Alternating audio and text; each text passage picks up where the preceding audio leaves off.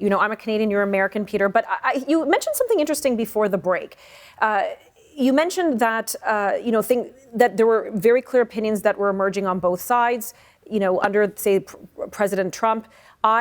I appreciate that. I'm one who actually enjoys debate. I think that's a good thing. I love that rigorous dialogue where we can just test ideas, stretch ideas, see which one has most merit. I think that's a good thing. But it seems like many people around the world globally, as you pointed out, maybe want consensus. They don't want this polarization. You suggest maybe polarization isn't a bad thing. I don't think it's a bad thing. I think it's actually okay. It's okay to have a difference of opinion.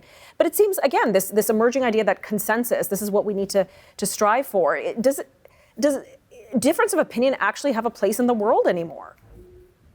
Difference of opinion has to have a place in the world. That's how we learn. That's how we grow.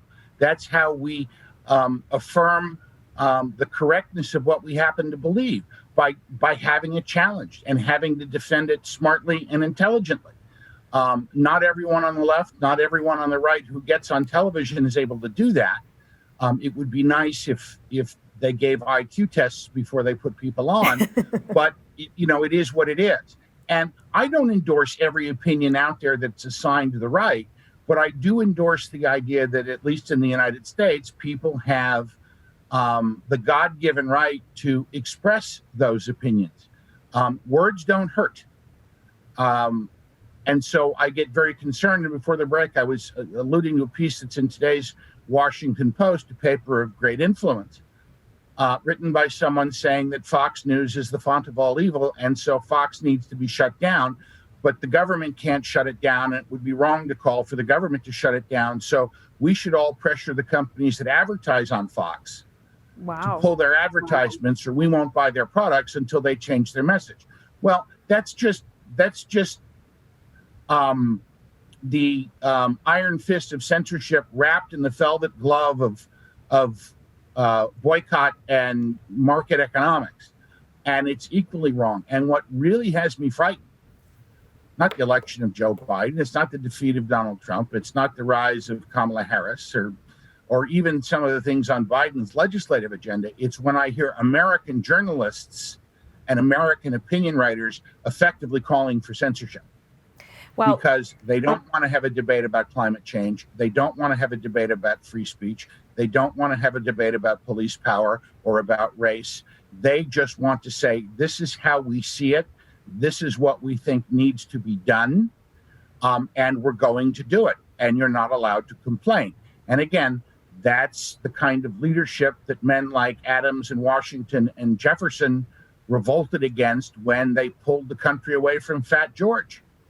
When you mention censorship in the media, I am like, one of 8 million Canadians who traces their roots to communism. My father left a communist country in the 60s and came here to start a free life, a better life. And so when you say about the censorship of media or the cancel culture coming after, the big mob coming after media, which should be free and open to share its opinions or to provide a platform for opinions, my spidey sense or my sensitivity to communism goes up because that's what happens in communist countries.